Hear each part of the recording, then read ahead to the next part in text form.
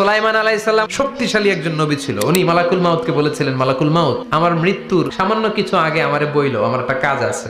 মালাকুল মাউত মৃত্যুর কিছু সময় আগে এসে বলল, সুলাইমান টাইম ইজ আপ, সময় শেষ, অল্প কিছু সময় বাকি, কি করবেন করেন।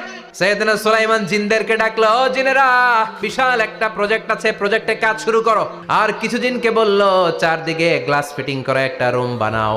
সাইয়েদনা সুলাইমান আলাইহিস সালাম গ্লাস ফিটিং করা রুমের ভেতরে ঢুকলেন। এই রুমে ঢুকার দরজা নাই, হাতে একটা লাঠি নিলেন, কি নিলেন? লাঠির মধ্যে ভর করে দাঁড়িয়ে রইলেন আর জিনদের দিকে তাকিয়ে রইলেন। জিনেরা এত বদমাশ ছিল, সাইয়েদনা সুলাইমান দাঁড়িয়ে না থাকলে কাজ করতো না।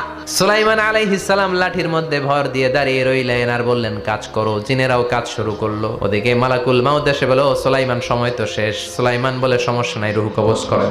মালাকুল মাউত ওইভাবে লাঠিতে ভর দেওয়া অবস্থায়, দাঁড়ানো অবস্থায় সাইয়েদনা সুলাইমান আলাইহিস সালামের রূহ কবজ করে নিলেন। উনি এমন ভাবে দাঁড়িয়েছেন, রূহ চলে গেল, লাশ হয়ে দাঁড়িয়ে রইলেন। লাঠির মধ্যে দাঁড়িয়ে আছেন, জমিনের মধ্যে লুটিয়ে পড়ে নাই। সুবহানাল্লাহ। জিনগুলো দূর থেকে ভাবলো বস তো দাঁড়ায় আছে।